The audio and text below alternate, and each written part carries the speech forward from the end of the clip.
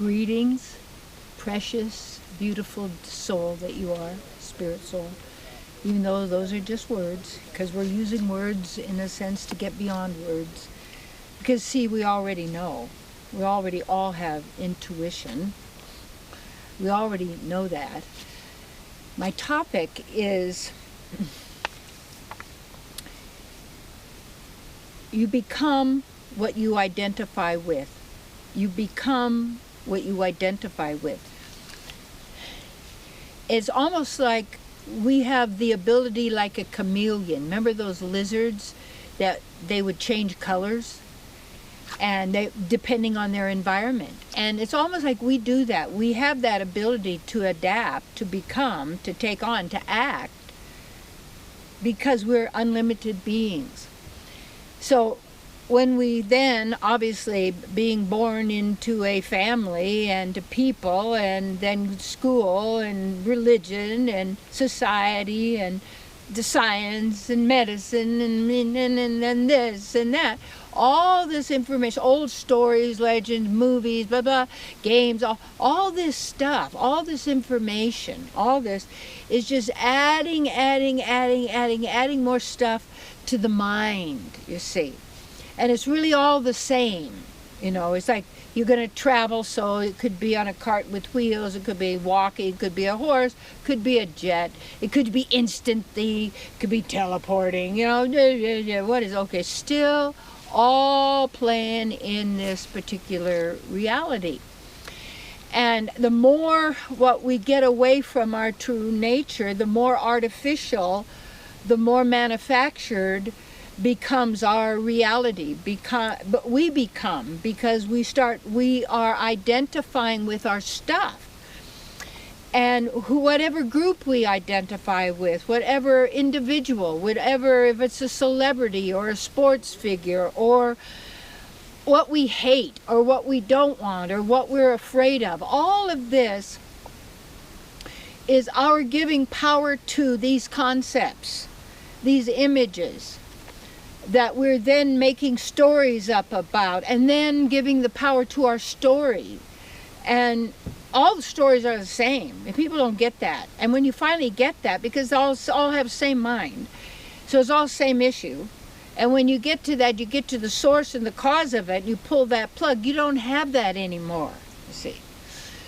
That's called self-liberation, because you have liberated yourself from that construct reality. Now, if you're thinking out of the box, basically you're thinking you're creating another box, because thinking creates boxes, okay? And people say, well, how would you exist? How do you live? Oh, you mean thinking makes you exist and live? The mind is your source? Really? You have a mind you've been using, but you're not a mind. You don't need a mind in the divine, because you're all total knowing. All wisdom, you see. And you have a beautiful form, a magnificent spiritual body form. So are you honoring that body, or are you honoring then always the physical body? And when we do that, then we're creating all of these limitations for ourselves. So what do you identify with? And that's why you want to look at the words and write those words down that you react to, that you identify with, that you use to define yourself. Start writing down some of these beliefs that you have, that you think are absolute truth beyond a shadow of a doubt. Who taught that to you? Where'd you get it? What's going on there? Are they contributing to the real beauty and harmony of people's lives, or is it more rules, more regulations, more governing? Now we'll have a head governed person, we'll have one, we'll have two, we'll have 20. You know, your rulers. Rulers are measurers, counting, banking. Yeah, come on. This is all in the system that we're agreeing to, that we're participating in, you see?